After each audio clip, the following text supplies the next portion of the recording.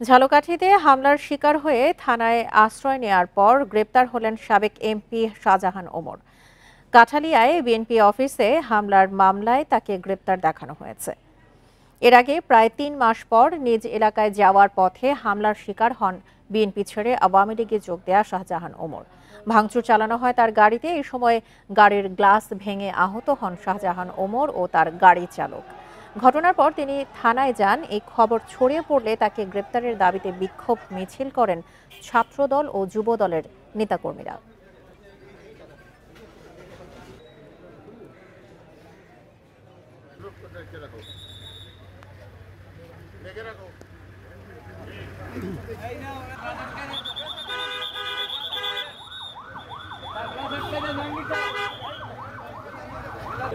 Jhalakathi court তদন্ত করে যদি এভিডেন্স পাওয়া যায় তাহলে মামলা নেবা।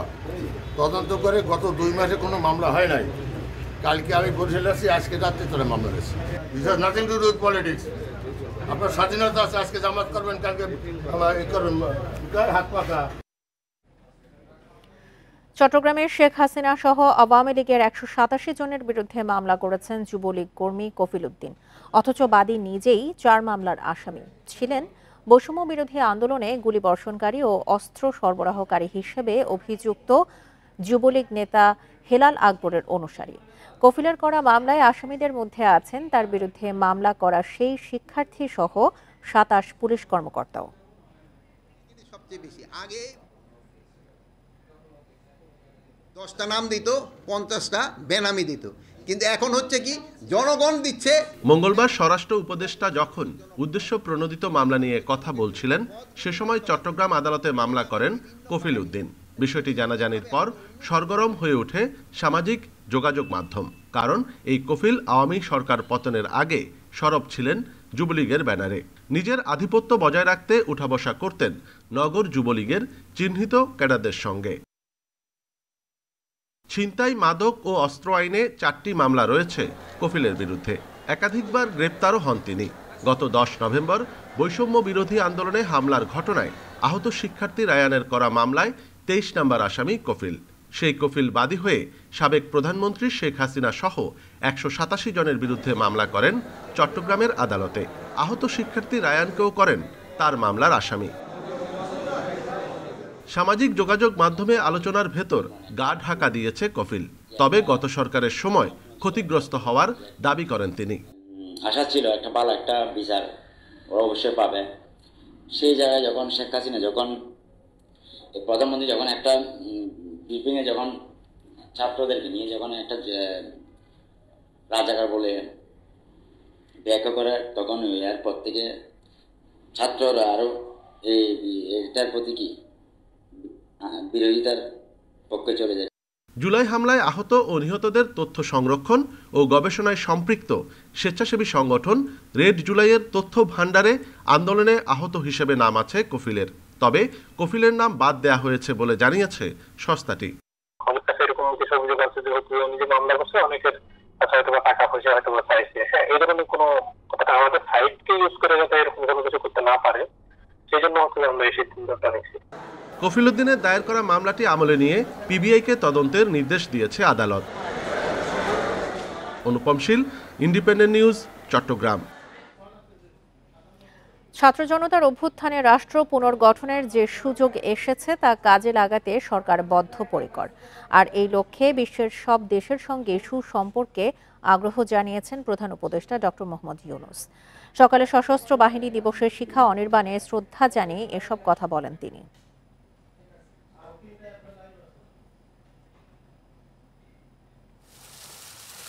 সশস্ত্র বাহিনী দিবসের সকালে ঢাকা সেনানিবাসে আসেন রাষ্ট্রপতি মোহাম্মদ শাহাবুদ্দিন ও অন্তর্বর্তী সরকার প্রধান ডক্টর মোহাম্মদ ইউনূস। শিখা অনির্বাণে শ্রদ্ধা জানিয়ে সেখানে কিছুক্ষণ নীরবে দাঁড়িয়ে থাকেন তারা।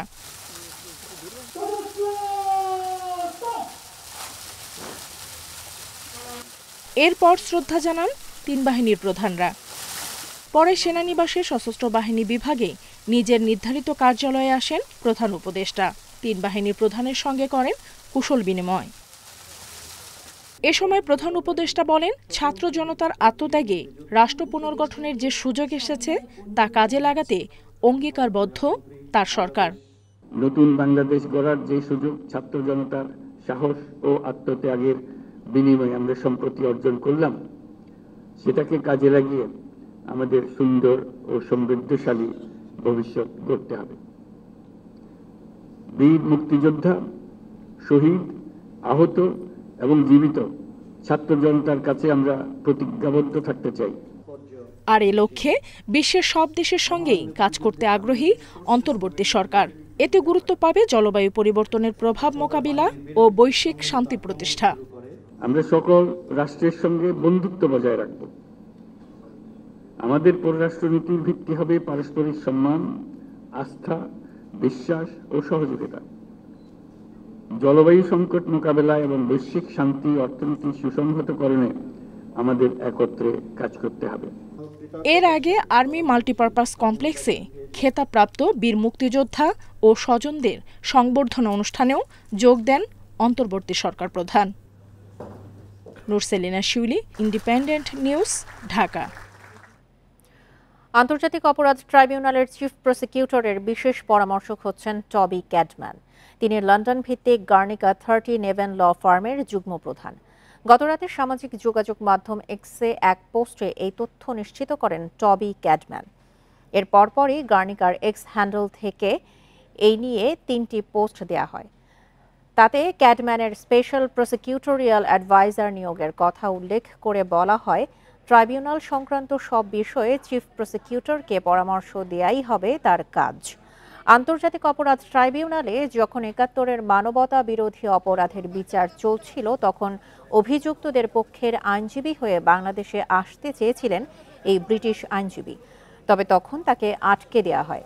ছাত্র জনতার আন্দোলনের মুখে আওয়ামী লীগ সরকারের পতনের পর বাংলাদেশে এসেছিলেন টবি ক্যাডম্যান। গত ২রা সেপ্টেম্বর প্রধান উপদেষ্টা ডক্টর মোহাম্মদ ইউনূসের সঙ্গে সাক্ষাৎ করেছিলেন তিনি।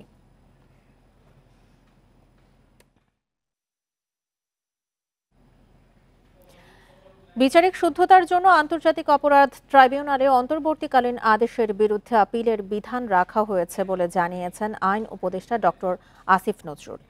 সকালে আন্তর্জাতিক অপরাধ ট্রাইব্যুনাল পরিদর্শন শেষে আন্তর্জাতিক অপরাধ ট্রাইব্যুনাল সংশোধন অধ্যাদেশ অনুমোদনের বিষয়ে জানতে চাইলে তিনি সাংবাদিকদের একথা জানান।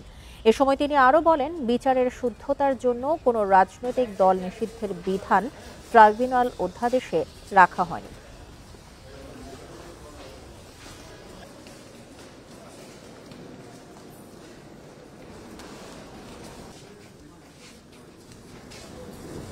শুদ্ধতা রক্ষার জন্য রাজনৈতিক দলের ইস্যু আনা উচিত না, আমি কালকেই বলেছি ভাই।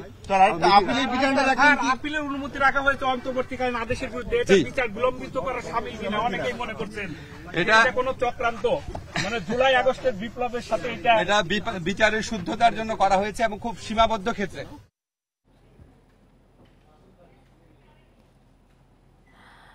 এ বিষয়ে আরো জানাতে আমাদের সঙ্গে ট্রাইব্যুনাল চত্বর থেকে যোগ দিচ্ছেন সহকর্মী জাহিদুল বাশার। জাহিদুল বাশার, বিচারিক শুদ্ধতার জন্য আন্তর্জাতিক অপরাধ ট্রাইব্যুনালে অন্তর্বর্তী আদেশের বিরুদ্ধে যে আপিলের বিধান রাখা হয়েছে, এই সিদ্ধান্তে বিচারের ক্ষেত্রে কি ধরনের প্রভাব ফেলবে?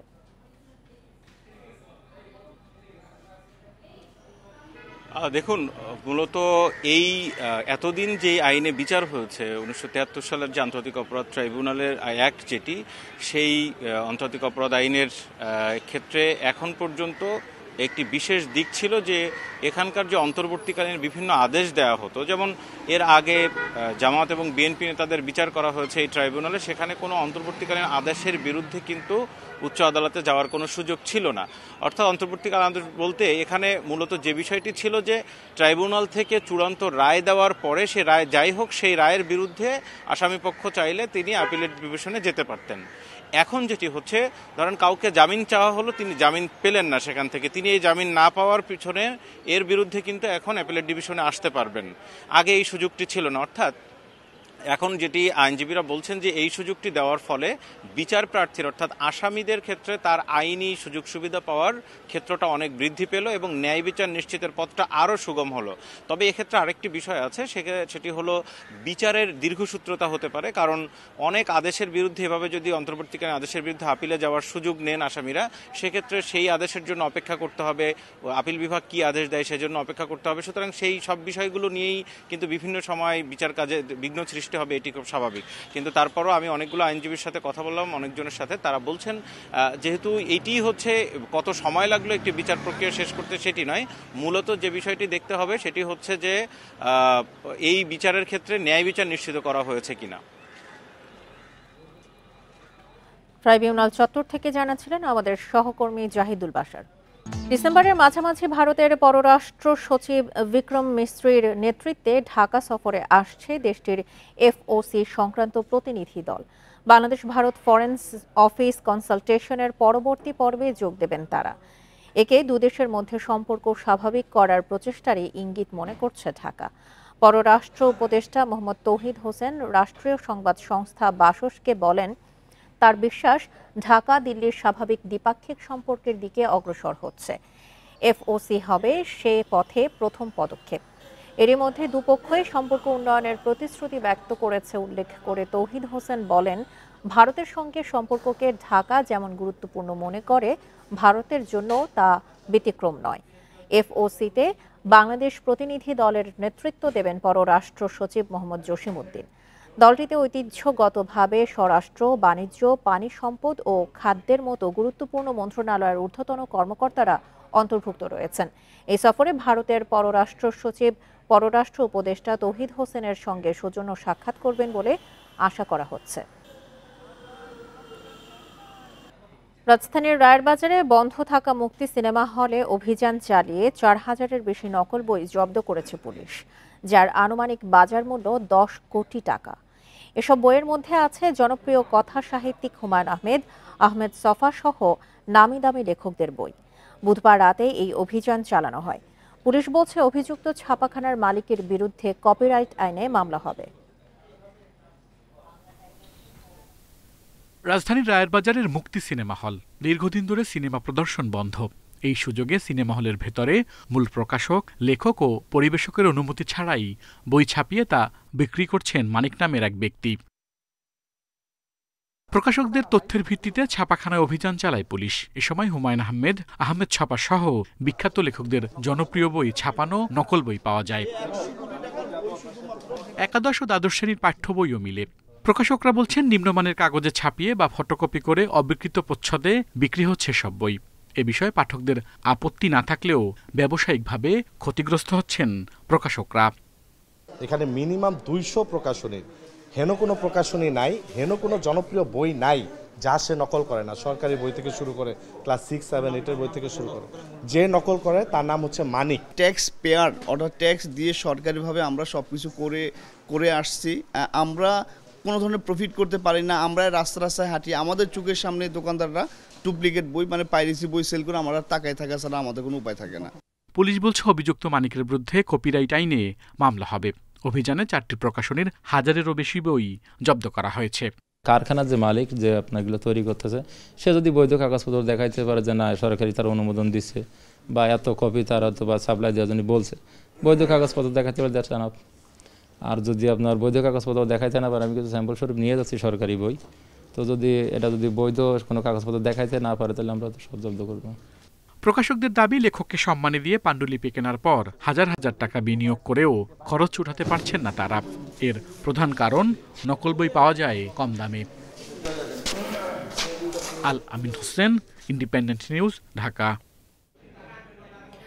আওয়ামী লীগ সরকারের বাতিল করা 5ম শ্রেণীর বৃত্তি পরীক্ষা 2026 সাল থেকে আবার শুরু হচ্ছে। আর চলতি বছর থেকেই বার্ষিক পরীক্ষা নেওয়া হবে প্রাথমিক পর্যায়ে। আগামী 2রা ডিসেম্বর থেকে এই পরীক্ষা নিতে প্রস্তুত স্কুলগুলো। প্রাথমিক ও গণশিক্ষা মন্ত্রণালয় জানিয়েছে, বার্ষিক পরীক্ষায় শিক্ষার্থীদের মূল্যায়ন হবে 4 স্তরে। চলতি বছর প্রাথমিক পর্যায়ে প্রথম থেকে তৃতীয় শ্রেণী পর্যন্ত নতুন শিক্ষাক্রমে পাঠদান শুরু হয়। তবে গত ৫ আগস্ট ছাত্র জনতার আন্দোলনের মুখে শেখ হাসিনা সরকারের পতনের পর এই শিক্ষাক্রম বাতিল করে দেয়া হয়। এই অবস্থায় শ্রেণীভিত্তিক মূল্যায়নের পাশাপাশি বার্ষিক পরীক্ষাও হবে। ফলাফলে থাকবে 4টি স্তর।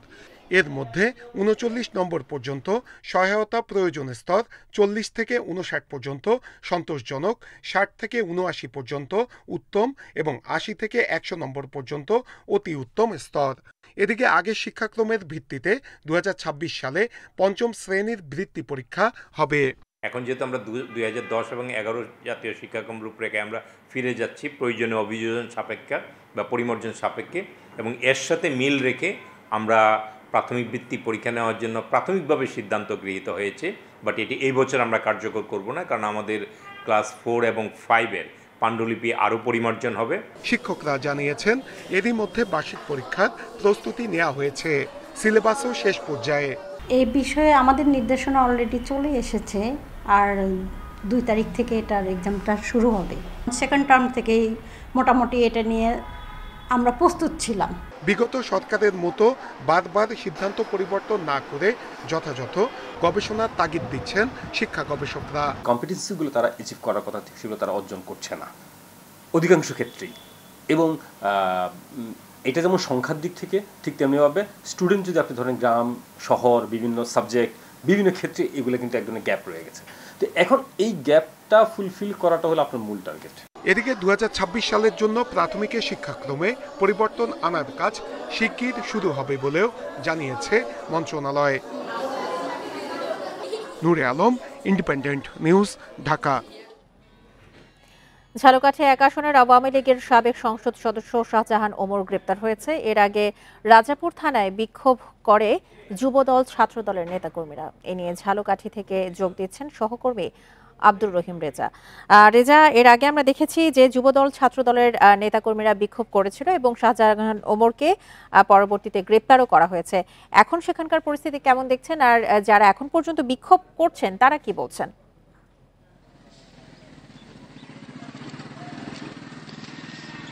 জি দেখুন, আপনারা জানেন যে 5ই আগস্টের পরে শাহজাহান ওমর কিন্তু আত্মগোপনে ছিলেন। তিনি গতকাল বরিশালে আসেন। গতকাল বরিশালে আসার পরেই এখানে যারা বিএনপি এবং তার সহযোগী সংগঠনের নেতৃবৃন্দরা ছিল তারা কিন্তু গতকাল থেকেই কিন্তু বিক্ষোভ করেছে কয়েক দফা, এবং গতকাল রাতে তার যে রাজাপুরের বাসভবন রয়েছে শহরের, সেই বাসভবনে কিন্তু কয়েকটি গ্লাস ভাঙচুর করেছে, এবং আজকে সকালে তিনি বরিশাল থেকে তার যে গ্রামের বাড়ি সাঙ্গরে আসার পথের মধ্যে উপজেলার উত্তর পিংড়ি এলাকায় তার গাড়িতে হামলার ঘটনা ঘটে। এতে তিনি এবং তার চালক সামান্য আহত হয়েছে। এরপরে তিনি সেই যে গাড়ি ভাঙচুর এবং বাড়িতে যে ভাঙচুরের ঘটনা ঘটেছে সেই ঘটনায় তিনি আসলে থানায় এসেছিলেন অভিযোগ দায়েরের জন্য। অভিযোগ দায়েরের জন্য তিনি থানায় আসার পর এই খবর বাইরে ছড়িয়ে পড়ার পরে যুবদল এবং ছাত্রদলের নেতাকর্মীরা কিন্তু থানার সামনে বিক্ষোভ করে এবং তার গ্রেপ্তারের দাবি সহ বিভিন্ন স্লোগান দেয় এবং তার বিচার দাবি করেন। এর পরবর্তীতে তাকে রাজাপুর থানা পুলিশ কাঠালিয়া উপজেলা বিএনপির সাধারণ সম্পাদকের দায়ের করা একটি হত্যাচেষ্টা, ভাঙচুর এবং অগ্নিসংযোগের মামলায় তাকে গ্রেপ্তার দেখানো হয়। সেই মামলার বাদী কিন্তু কাঠালিয়া উপজেলা বিএনপির যিনি সাধারণ সম্পাদক রয়েছেন তিনি। সেই মামলায় তাকে গ্রেপ্তার দেখিয়ে দুপুরে তাকে ঝালকাঠি আদালতে তোলা হয় এবং তোলার পরে আদালতের মাধ্যমে তাকে কারাগারে পাঠানো হয়। এরপর এই বিষয়ে আমরা কথা বলেছিলাম পুলিশের সাথে। তারা বলেছেন যে কাঠালিয়ার যে মামলাটি দায়ের হয়েছে সেই মামলায় আসলে তাকে গ্রেপ্তার দেখিয়ে তাকে কারাগারে পাঠানো হয়েছে, এবং এ নিয়ে আমরা বিএনপির ঝালকাঠি থেকে জানাচ্ছিলেন আমাদের সহকর্মী আব্দুর রহিম রেজা।